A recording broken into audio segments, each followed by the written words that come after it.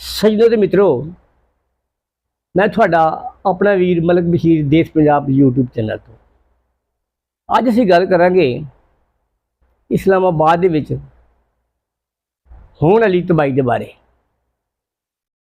ਕੱਚੀ ਆਬਾਦੀ ਦੇ ਲੋਕਾਂ ਨਾਲ ਬਹੁਤ ਜ਼ਿਆਦਤੀ ਹੋ ਰਹੀ ਹੈ, ਇਨਸਾਨੀ ਹਕੂਕ ਦੀ ਖਿਲਾਫ ਵਰਜੀ ਹੋ ਰਹੀ ਹੈ।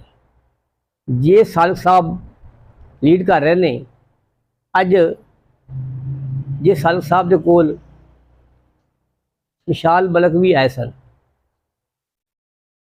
ਤੇ ਤੁਸੀਂ ਫਿਰ ਜ਼ਰਾ ਆ ਵੇਖੋ।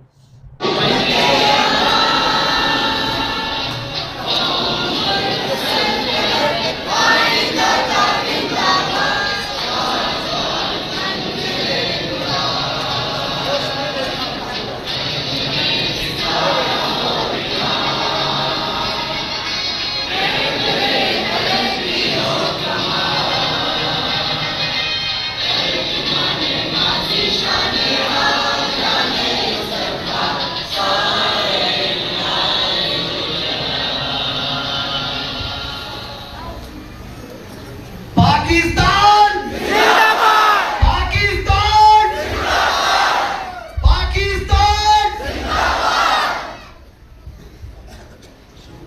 तशरीफ रखें।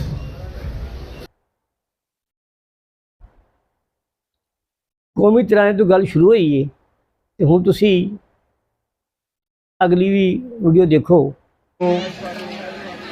इत्थे बुलाया और मैं खास तौर पे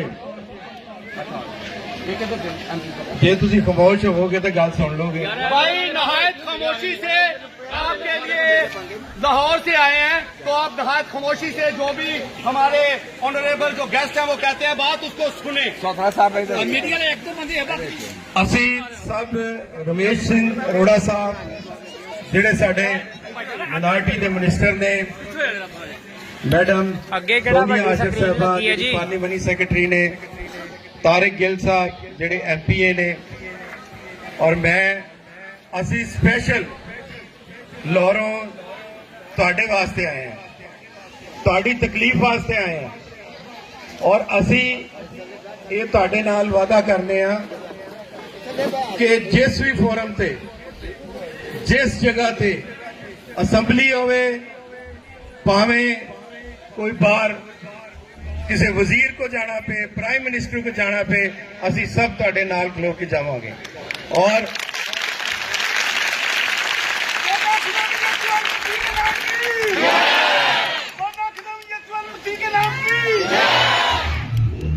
और मैं एक गल सिर्फ तुहानू कहना चाहता कि तुसी अपना इतिहाद ते इकट्ठे रहना जे, इसलिए कि तुहानू कई कूत आणगियां ਜਿਹੜੀਆਂ ਤੁਹਾਨੂੰ ਅਲੱਗ-ਅਲੱਗ ਕਰਨਗੀਆਂ, ਜਿਹੜੇ ਤੁਹਾਨੂੰ ਅਲੱਗ-ਅਲੱਗ ਕਰਕੇ ਆਪਣੇ ਮਫਾਦ ਹਾਸਲ ਕਰਨ ਦੀ ਕੋਸ਼ਿਸ਼ ਕਰਨਗੀਆਂ। ਲੇਕਿਨ ਇਹ ਮੈਂ ਤੁਹਾਨੂੰ ਕਹਿਣਾ ਚਾਹਨਾ, ਆਪਣੀਆਂ ਮਾਵਾਂ ਨੂੰ, ਆਪਣੀਆਂ ਭੈਣਾਂ ਨੂੰ, ਆਪਣੇ ਭਰਾਵਾਂ ਨੂੰ, ਆਪਣੇ ਬੱਚਿਆਂ ਨੂੰ ਕਿ ਤੁਸੀਂ ਸਭ ਇੱਕਦਮ ਮੁੱਠੇ ਤੇ ਰਹਿਣਾ ਜੀ, क्योंकि इतिहाद से बरकत है। जे इकट्ठे रहोगे तो असी कुछ ना कुछ हुकूमत को नाल गलबात कर सकने हैं, हुकूमत को अपने मुतालबत मनवा सकने हैं। पाकिस्तान जिंदाबाद, गरीबों का ये नारा है, गरीबों का ये नारा है, बाकी तुहानू मैं ये गल दसदा कि पाकिस्तान के वजीर आजम मियां शहबाज शरीफ साहब और फील्ड मार्शल जनाब आसम मुनीर साहब, सीएम पंजाब मोहतरमा मरियम नवाज शरीफ साहबा, कोई भी नहीं चाहता कि किसी को किसी की छत जड़ी है खोई जाए। लेकिन सिर्फ मैं समझना कि हाली यह जी ब्यूरोक्रेसी है उन्होंने पता नहीं की जाके दसदी पई है। लेकिन जदों साडे नाल रमेश सिंह अरोड़ा साहब ने, ਅਸੀਂ ਸਾਰੇ ਪਾਰਲੀਮੈਂਟੇਰੀਅਨ ਇਕੱਠੇ ਹੋਵਾਂਗੇ ਤੇ ਖੁਦਾ ਦੇ ਫਜ਼ਲ ਨਾਲ ਅਸੀਂ ਇਕੱਠੇ ਜਿਹੜੇ ਨੇ। ਖੌਫ ਦੀ ਹਵਾ ਚੱਲਦੀ ਪਈ ਹੈ, ਲੋਕ ਪਰੇਸ਼ਾਨ ਨੇ ਤੇ ਬਹੁਤ ਜ਼ਿਆਦਾ ਪਰੇਸ਼ਾਨ ਨੇ, ਤੇ ਪਰੇਸ਼ਾਨੀ ਦੇ ਵਿੱਚ ਉਹਨਾਂ ਨੇ ਕੋਈ ਉਮੀਦ ਦੀ ਕਿਰਨ ਨਜ਼ਰ ਨਹੀਂ ਆ ਰਹੀ। ਤੇ ਆ ਵੀ ਜ਼ਰਾ ਵੇਖੋ, ਅਗਲੀ ਗੱਲ ਬਾਅਦ ਵਿੱਚ ਕਰਾਂਗੇ। जी मैडम, आप क्या कहना चाहेंगे? मैं सबसे पहले ये कहना चाहूँगी कि H9 में ये जो एक मसीही आबादी है, ये एक बड़ी मसीही आबादी उभर कर सामने आई है, और मेरे ख़्याल में यही एक बहुत बड़ी वजह है जो कि लोगों की नज़रों में खटक रही है। तो रावल डैम के पास इनको उठाया तो उस वक्त मैं MNA थी, और मुझे बखूबी पता है इनकी मुश्किलात का कि इन लोगों को किस तरह से वहाँ से छुड़ाया, और फिर बहुत तवील अरसे तक इस्लामाबाद के ग्रीन बेल्ट्स पर बैठे रहे। बच्चियाँ और मर्द और जवान औरतें, हमारी बुज़ुर्ग, वो भी एक हमारे लिए बड़ी एक दुख की बात थी। और उसके बाद फिर हमारे कुछ भाइयों, जिसमें अकरम गिल साहब जो उस वक्त स्टेट मिनिस्टर थे, उनकी काविशों से ये जगह जो है हमने इनके लिए मुख्तस करवाई थी। तो मेरे ख़्याल में ये लोग अपनी मदद आपके तहत यहाँ पुरअमन तौर से रह रहे थे काफ़ी अरसे से, और यहाँ पर मेहनत मुशक्क़त जो है वो करते हैं। तो इस तरह से अब इनको एकदम से ये कह देना, बेदखल कर देना, ये किसी तौर पर भी इंसाफ नहीं है। अच्छा मैडम, बताइएगा कि क्या CDI की तरफ से इनको यहाँ पे बैठाया गया था? जी, उस वक्त CDA की ही मुश्तरका लाए अमल से ने यहाँ बैठाया गया था। क्या वजह है कि अभी इनको क्यों उठाया जा रहा है? ये अभी को वजह तो नज़र नहीं आ रही है। ये तो वो शायद कह रहे हैं कि यहाँ पर कोई एवेन्यू बनाना चाहते हैं, और ये पूरी आबादी जो उसकी उसमें आ रही है ज़िम्मे में, तो मैं समझती हूँ कि उसका रुख जो है वो तब्दील भी कर सकते हैं, वो कहीं और जगह से भी निकाल सकते हैं। इस्लामाबाद के पास बहुत ज़मीन है, बहुत लैंड है।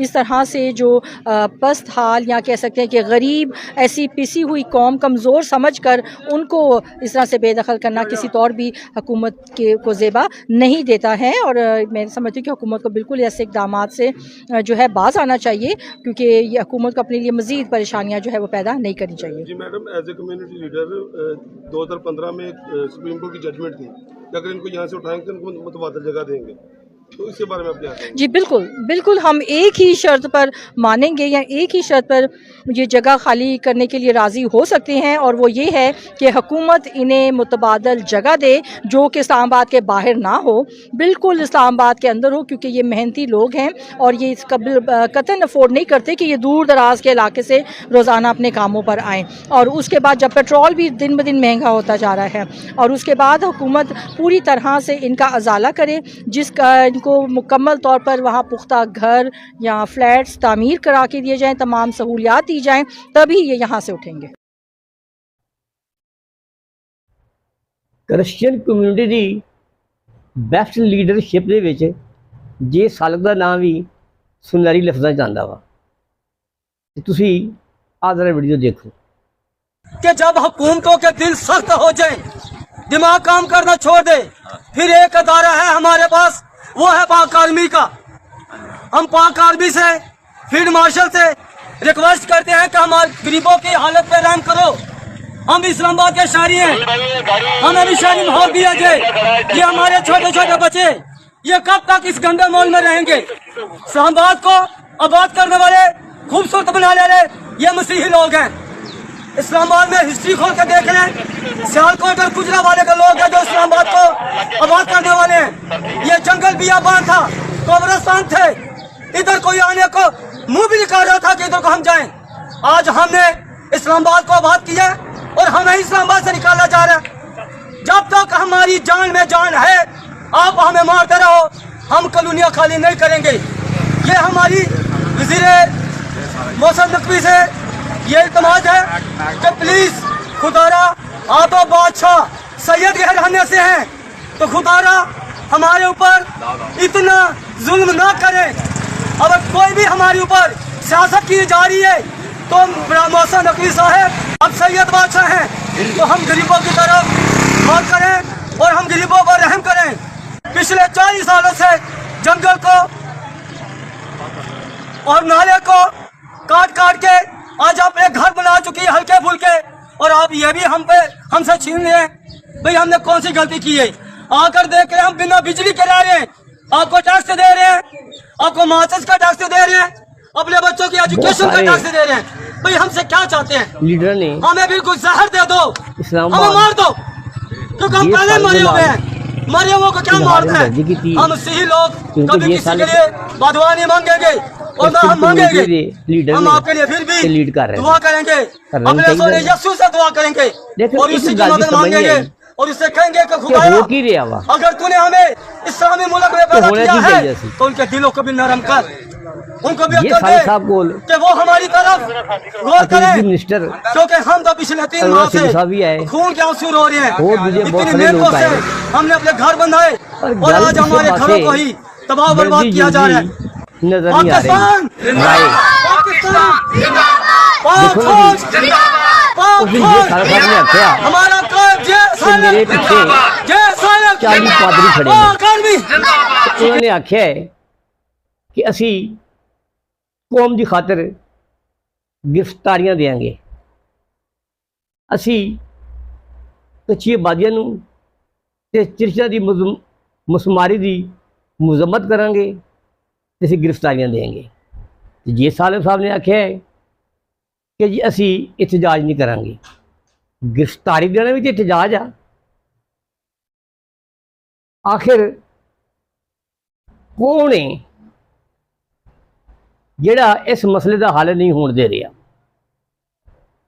देखो जी, अवामी वर्कर पार्टी कामरेड आलिया अमीर अली तो लैके पाकिस्तान पीपल्स पार्टी की श्री रहमान, दानिश कुमार सनेटर, तैर खलील सिद्धू सनेटर, मुश्ताक अहमद खान सनेटर, शोएब शाहीन पाकिस्तान तहरीक इंसाफ, तारिक फजल चौधरी ते होर बहुत सारे दूजे लीडर ने कच्ची बाजी के इशू ते गल की है।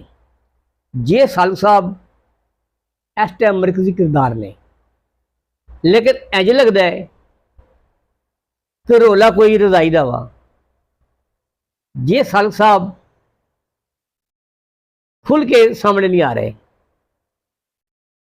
खरे उन्होंने किहड़ी शै अगे वधण तो रोक रही है? तुसीं आप सियाणे हो। अज इंज मालूम होता है कि जिवें बंदा चिंगम खांदा वा, चबांदा वा, ते वो सिर्फ ना मूँह च करी रहिंदी है, मैदे विच या ढिड विच कोई शै नहीं जाती। अज जिन्ने लोग भी आ रहे हैं,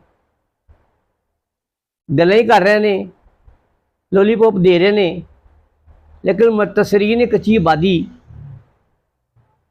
जी कोई गल बनती नज़र नहीं आ रही।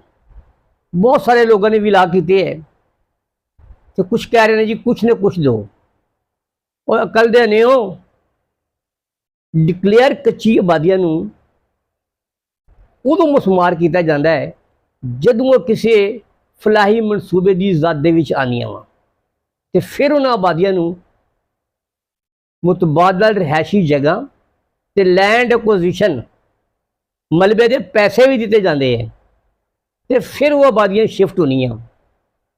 मिसाल के तौर पर थोड़ा मैं लैलपुर की मिसाल दे देना। ज़ियाउल हक साहब के दौर के कच्ची आबादी ग्रीन एलीवेटर नूं शिफ्ट किया गया, चक नंबर 225 की जगह दी गई, अज उत्थे वो लोग आबाद ने। इस तरह बेनज़ीर दौर के विच तस्लीम दुरानी साहब कमिश्नर सन, लैलपुर के विच लोगों नूं गोखूवाल जगह दी गई। इस तरह ही नसीम सादिक साहब इत्थे DC सन, कच्ची आबादी नूं गिराया गया, तो उन्हें लोगों की वंड की, जिहड़े बहुते गरीब सन ते जिहड़े कुछ सैंधे सन। सैंधे लोगों को प्लाट देते, जिहड़े बहुते गरीब सन मिल्लां वालों कोल पैसे इकट्ठे करके नसीम सादिक ने उन्होंने लोगों को 4-4 मरले के घर बना के दिते। शहबाज नगर अज भी तुसीं वेख सकते हो। एक मिसाल है मैं तुहानूं देती है, तो तुसीं कहंदे हो जी कुछ ने कुछ दो जी, असी मर गए जी, असी लुटे गए जी। मर जाण नाल लुट जाण नाल हक हकूक नहीं मिलते। थानू इकट्ठे होना पैना, एक मुठ होना पैना, थोड़ा ये हक है, पुरअमन एहतजाज थोड़ा जमहूरी हक है, तो तुसी अपना जमहूरी हक जमहूरी एहतजाज रिकॉर्ड करा सकते हो। खुदारा कुछ सोचो, कुछ समझो। आखिर में मैं थोड़ा कहूँगा DHA, तुसी आप समझदार हो, इस तो अगे गल कोई नहीं। ਮੁਖਤਾਰਿਆ ਗੱਲ ਹੁਣ ਵੱਧ ਗਈ ਹੈ ਤੇ ਕਈ ਲੋਕ ਚਾਹੁੰਦੇ ਨੇ ਕਿ ਗੱਲ ਵਧੀ ਜਾਵੇ ਤੇ ਅਸੀਂ ਤੇ ਕਹਾਂਗੇ ਕਿ ਗੱਲ ਮੁੱਕਣੀ ਚਾਹੀਦੀ ਹੈ। ਲੋਕਾਂ ਨੂੰ ਮੁਤਬਾਦਲ ਰਿਹਾਇਸ਼ੀ ਪਲਾਟ ਸ਼ਹਿਰ ਦੇ ਨਜ਼ਦੀਕ ਦਿੱਤੇ ਜਾਣ ਤੇ ਮਲਬੇ ਦੇ ਪੈਸੇ ਦਿੱਤੇ ਜਾਣ। ਚਾਦਰ ਤੇ ਚਾਰ ਦੀਵਾਰੀ ਦੇ ਤਹਫ਼ੁਜ਼ ਫਰਾਹਮ ਕਰਨਾ ਰਿਆਸਤ ਦੀ ਜ਼ਿੰਮੇਦਾਰੀ ਹੈ। ਇਹ ਕੋਈ ਭੀਖ ਨਹੀਂ, ਇਹਨਾਂ ਲੋਕਾਂ ਦਾ ਕਨਸਟੀਟਿਊਸ਼ਨ ਆਫ ਪਾਕਿਸਤਾਨ ਨੂੰ ਮੱਦੇ ਨਜ਼ਰ ਰੱਖਦੇ ਹੋਏ ਹੱਕ ਬਣਦਾ ਵਾ ਤੇ ਹੱਕ ਲੈਣ ਲਈ ਇੱਕ ਮੁੱਠ ਹੋਣਾ ਪੈਂਦਾ ਹੈ। ਜਦੋਂ ਤੱਕ ਤੁਸੀਂ ਇੱਕ ਮੁੱਠ ਨਹੀਂ ਹੋਵੋਗੇ ਇਹੋ ਰੰਡੀ ਰੋਣਾ ਰਹਿਣਾ ਵਾ। ਮੈਨੂੰ ਫਿਰ ਇਹ ਗੱਲ ਕਰਨੀ ਨਾ ਪਵੇ ਕਿ ਸਮਝ ਤੁਸੀਂ ਗਏ ਹੋ ਜਿਵੇਂ ਜਿਵੇਂ ਪਾਕਿਸਤਾਨ ਜਿਵੇਂ ਸੋਹਣਾ ਦੇਸ਼ ਪੰਜਾਬ।